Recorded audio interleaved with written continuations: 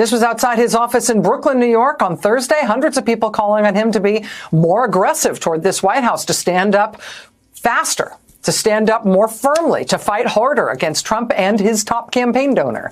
It happened to Leader Jeffries again the very next day in Oakland, California. This was outside an event where Congressman Jeffries was giving remarks. Hundreds of people gathered outside demanding that he do more. We came in with a clip of Stephen Colbert telling Democrats, do something. We've had other people on this show, Democrats being critical, saying that you and Hakeem, Jeffries, and other Democratic leaders on the Hill aren't doing enough. What is your plan? What can you do being in the minority?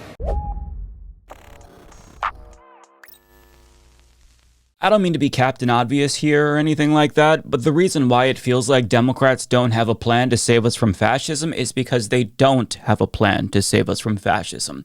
In fact, a lot of Democrats who, in theory, should be opposing fascists are collaborating with them instead. I mean, many of them voted for Donald Trump's cabinet picks, and all of them voted for Marco Rubio, and some have already expressed regret for doing that because they naively thought that Marco Rubio, of all people, would stand up to Donald Trump when anyone could have told them that that wasn't going to be the case. But it's not just that they're confirming his cabinet picks when none of them should have gotten any votes from Democrats. They're also going along with some of the fascist policies that Republicans support. For example, 58 Democrats in the House and 12 Democrats in the Senate voted for the Laken-Riley Act, which is an unconstitutional piece of legislation that denies undocumented immigrants, including Dreamers, by the way, due process rights. One of those senators was Alyssa Slotkin, the former national security advisor to war criminal President George W. Bush, who also voted to confirm 8 of Donald Trump's cabinet picks, and she was also selected to give the Democratic response to Trump's joint address to Congress, where she then lionized Ronald Reagan, who is one of the worst presidents in American history, whose hyper-neoliberalism and explicit racism paved the way for the fascist takeover that we're dealing with today. And if that's a rising star in the Democratic Party, then I can assure you that things are not going to get better anytime soon. Meanwhile, though, other supposedly rising stars like Gavin Newsom are resisting Trump by launching podcasts where he's platforming fascist propagandists and open white supremacists like Charlie Kirk. That'll show him, Gavin. Hey, quick question. How often does Joe Rogan or Don Jr. or Steve Bannon or Charlie Kirk himself platform liberals or leftists? Not very often. And there's a good reason for that. But I need people to understand that the Democratic Party doesn't have a plan to fight fascists because they would literally rather collaborate with them and hold hands with them instead. And that's not hyperbole. We stand with Israel. We stand with Israel. We stand with Israel. That's the two leaders of the supposed resistance, collaborating with fascists at a pro-genocide rally. So if you're wondering why Democrats aren't fighting fascists, it's because they don't want to fight fascists. The goal is to wait out the clock and hope that Americans grow desperate enough to come running back to them with open arms in the next election, just out of desperation. That is, of course, if we're even able to have a free and fair election again.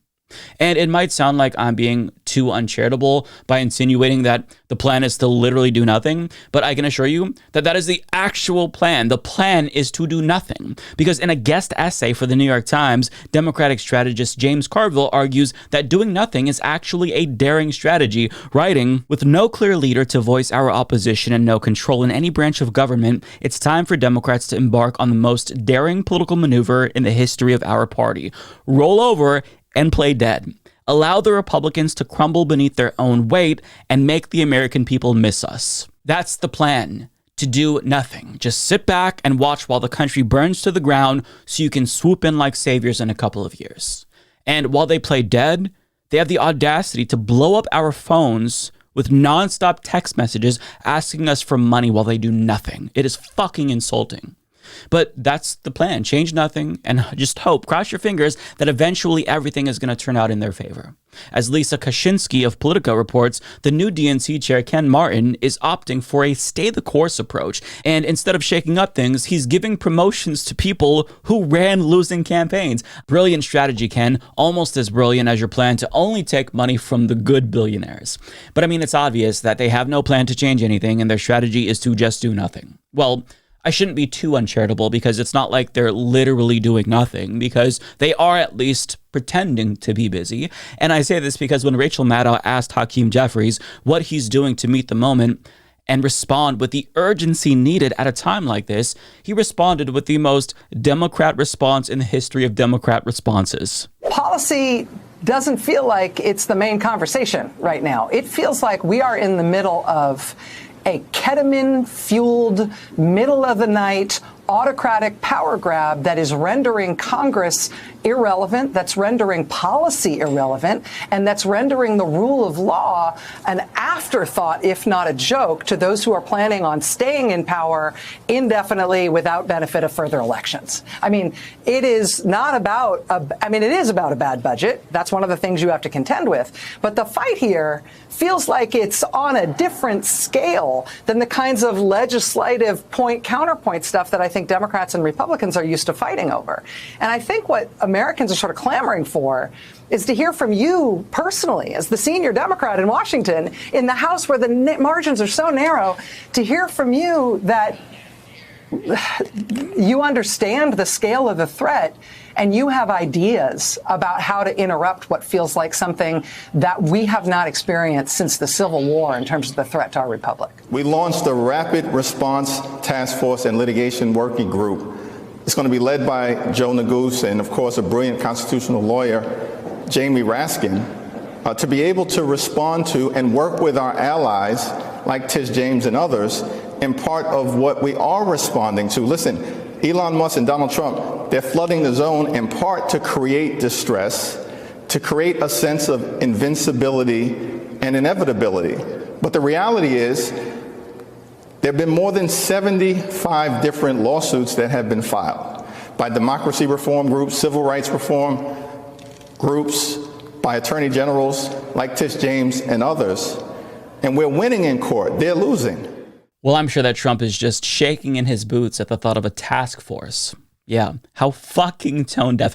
It's like, I want to laugh, but at the same time, I can't laugh because this is a serious moment. So I want to take it seriously, but it feels like a parody. Like, it feels like what they're doing is so laughably inconsequential that it's almost satirical. But this is real life.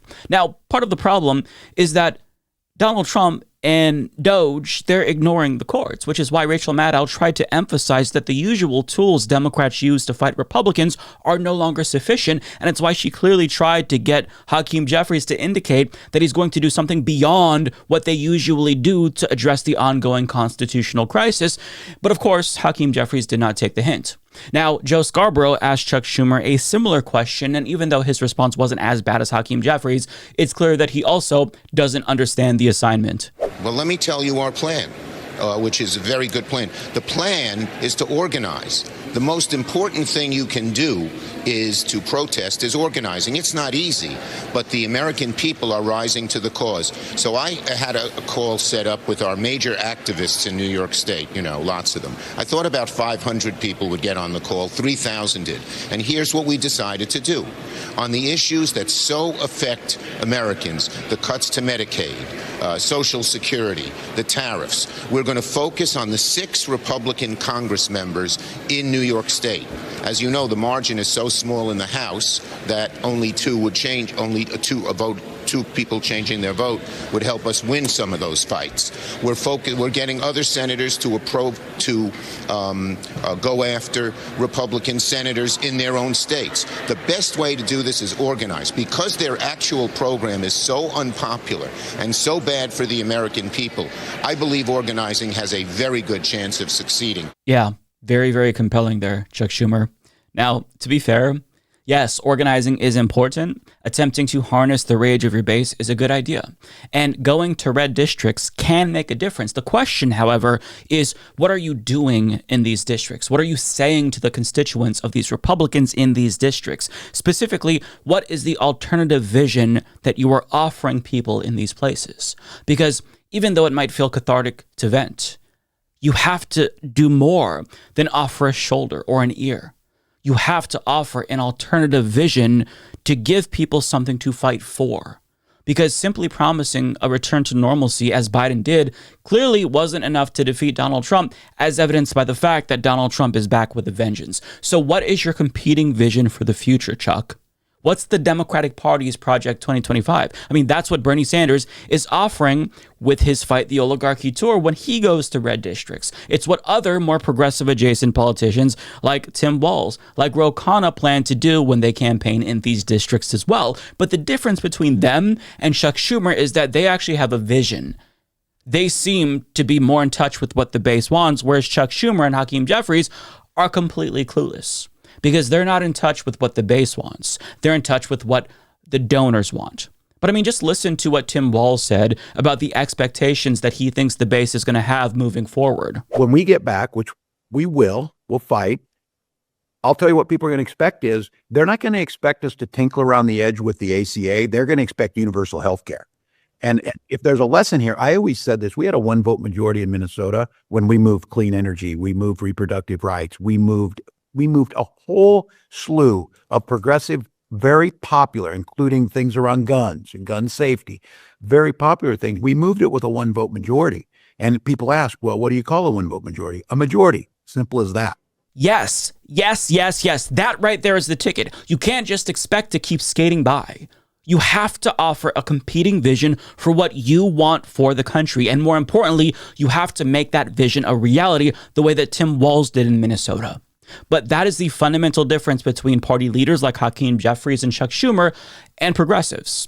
In an interview with Jon Stewart a couple of weeks ago, Hakeem Jeffries insisted that Democrats already deliver transformative change that Americans want, and he used the Affordable Care Act as an example of transformative change. And he refused to say the words Medicare for all, even though Jon Stewart tried multiple times to bring him to that as the obvious conclusion and what the base wants. So in Hakeem Jeffries' mind, the Democratic Party is dealing with a messaging problem, not a policy problem. And that delusion right there, in part, is what enabled Trump's rise in the first place, because people across the country are desperate. They're working longer hours for lower wages. The cost of living is through the roof. They're bogged down by debt. The planet is dying, and it feels like we're circling the fucking drain. We need more than a few tweaks around the edges. These crises are going to require more than incremental fixes. It's going to necessitate a bold, transformative vision on the scale of the New Deal in order to meaningfully transform people's lives and satiate their hunger for change. But with that being said, even if you have a bold vision for the country, it doesn't necessarily mean that you're automatically going to know how to fight fascism, even though that's part of it, right? But I say that because, at Trump's joint address, Democrats chose to fight him, but their resistance consisted of them wearing pink and silently holding up signs to protest while quietly walking out one by one throughout the course of his speech. And no disrespect to people in that picture, because I like what they're doing, generally speaking. I agree with their policies, but what exactly does that accomplish? Right? It's such a missed opportunity because another Democrat actually did what was needed. Al Green, who stood up and disrupted Trump's speech, and he forced them to remove him. Now, critical support to Al Green, he's going to be censured apparently by Republicans. At least that's what they're trying to do. It may have already happened by the time you see this video, but make them censure you. If you're not getting censured by Republicans, then you're not doing enough, I would argue. But when I saw that at Trump's joint address, I was elated because I thought, oh my God, finally, they get it. They're going to disrupt his whole speech. And one by one, they're going to stand up after he gets kicked out. The next person is going to do it. They're going to get kicked out until there's no Democrats left. But of course, that did not happen. Instead, they just sat there quietly with their signs, not realizing that now is not the time for decorum. Fascists have taken over. It is time for nonstop disruptions. It's time for good trouble. It's time for you to put your bodies on the line and get arrested if you need to, because we are dealing with a fascist threat. But I can't be too hard on those members because at least they did something. But even that was apparently too much to Democratic Party leadership, since Hakeem Jeffries insisted that they do absolutely nothing at all. And because they dared to hold up signs and boo Trump occasionally, he was reportedly ticked off, which makes sense since his apparent strategy is to just play dead after all. So, we're only as strong as a party as our weakest links, and our weakest links very clearly is leadership. Because if they don't even like that mealy-mouthed protest that Democrats did there, then nothing is acceptable. No form of resistance is going to be acceptable.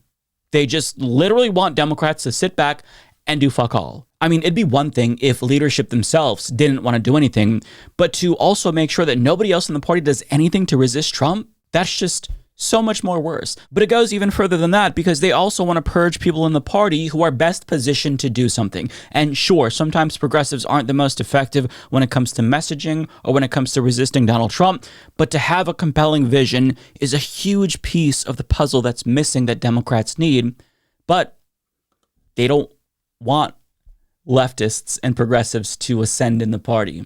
And at a meeting at a resort between Democratic operatives and some elected Democrats, they claimed that identity politics and purity tests were the real source of all of their problems. They report, one of the key ways to win back the trust of the working class, some gathered there argued, was to reduce far-left influence and infrastructure on the party, according to the Takeaways document. This is from Third Way. That included building a more moderate campaign infrastructure and talent pipeline, pushing back against far-left staffers and groups that exerted disproportionate influence on policy and messaging, and refusing to participate in far-left candidate questionnaires and forums that create ideological purity tests. Quote, in the wake of this election, where it became so evident that the things that the left was doing and saying deeply hurt Kamala Harris and down-ballot Democrats, a lot of people are looking to us, not just Third Way, but the moderates in the party, and saying, we got to do it your way because the other way ain't working, said Third Way's Matt Bennett, who helped organize the February retreat. And to be clear, this is not the first time that we've heard this dumbass argument. Oh, you know, if it wasn't for the left and all of their influence in the Democratic Party, Kamala would have probably won. Except you can't rewrite history, especially if it just happened.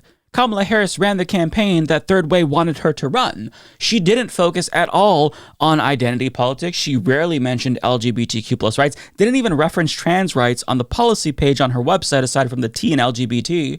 She was extremely hawkish on foreign policy. She was pro-business, pro-crypto. She was right-wing on immigration, and in the last stretch of her campaign, she campaigned almost exclusively to moderate Republicans with Liz fucking Cheney.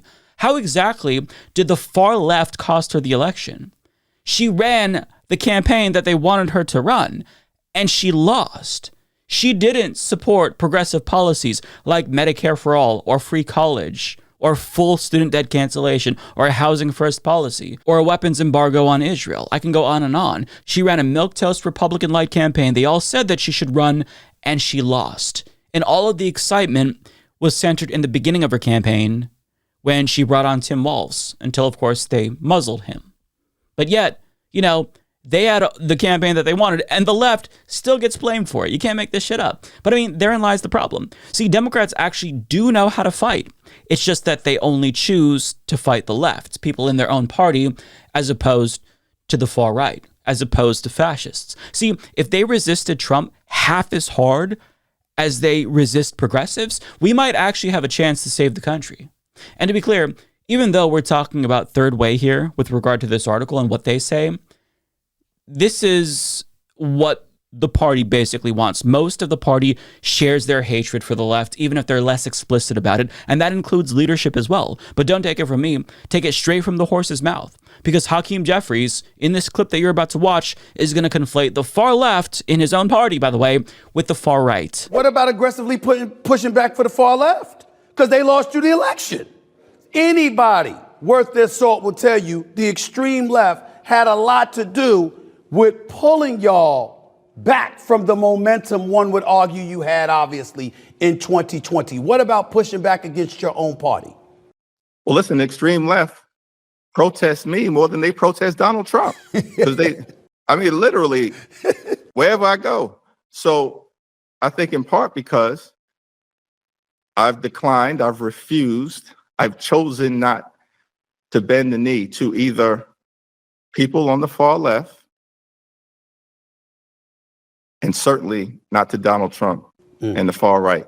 We all have a responsibility to serve the people we were elected to represent and the country and the Constitution. And I certainly have not been bashful and will not be bashful in disagreeing with people who are trying to take this country in a direction that doesn't lift everybody up, whether that comes from the right or whether that comes from the far left. First of all, anyone who equates the far left with a modern-day neo-Nazi movement is not qualified to lead the Democratic Party. If you genuinely cannot tell the difference between the far left, who wants healthcare for everyone, and the far right, who wants healthcare for no one, and a white Christian nationalist ethno-state, you are just a fucking idiot. But not only that, you're a fascist enabler. Second of all, Hakeem Jeffries hasn't bent the knee to the people on the far left because he's already bent the knee to his donors. One of the first groups that Hakeem Jeffries met with after the election to mend fences were Silicon Valley oligarchs who were pissed off that Democrats never gave them as much power as Republicans. That is who Hakeem Jeffries bent over for, bent the knee to. Rich people. That's who he tried to mend fences with, as opposed to the young people and people of color who the party lost in this last election. And that right there is why the Democratic Party doesn't have a vision. It is because they are controlled opposition for all intents and purposes, who are only allowed to do as much as their donors allow them to.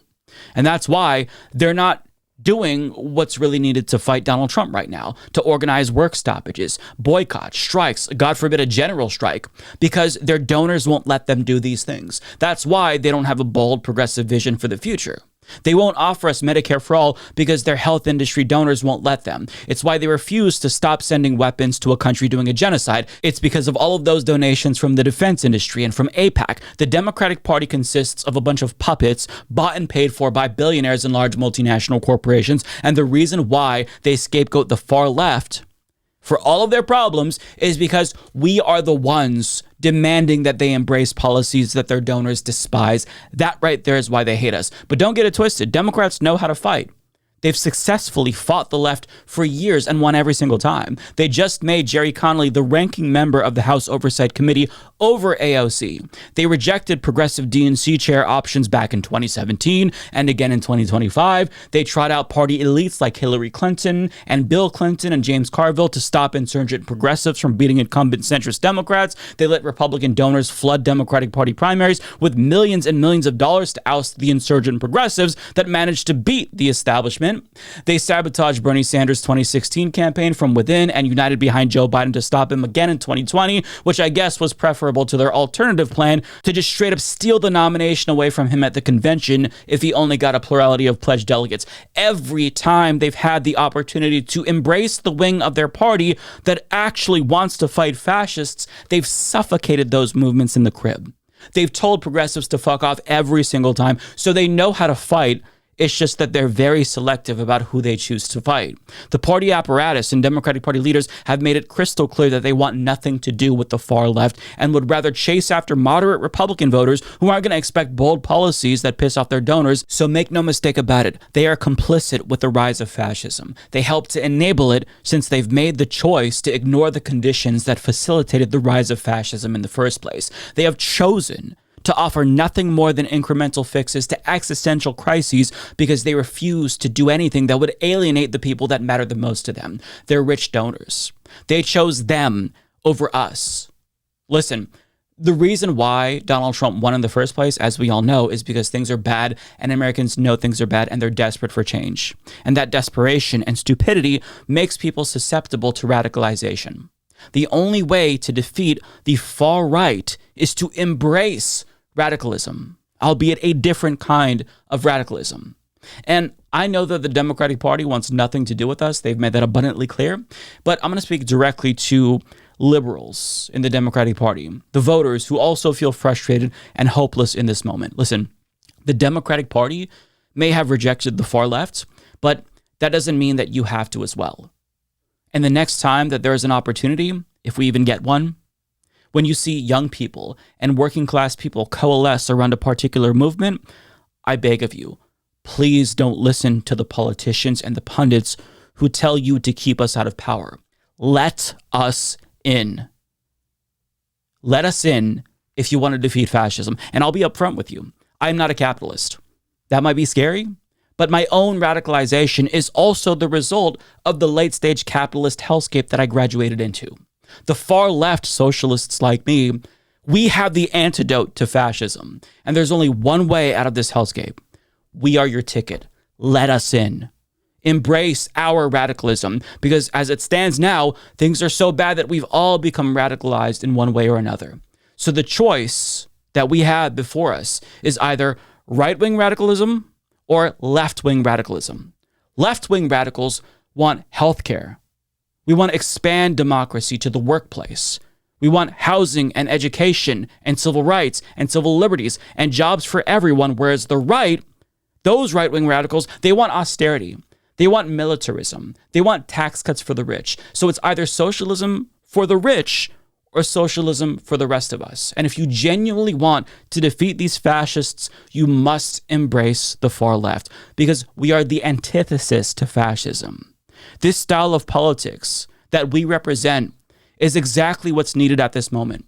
So if you want to defeat fascism permanently and not just postpone its ascendance for another election cycle or two, if that's even possible at this point, you must embrace the far left or progressivism or whatever you want to call it. Embrace it. Don't run away from it, because the far left is pissed off just like you. And we want to fight, unlike Hakeem, Jeffries, and Chuck Schumer. They are perfectly content to just stand by and watch these fascists burn our fucking country to the ground. And we say to hell with that. We say it's time to rise up and stop the fascists from destroying things. It's time to fight.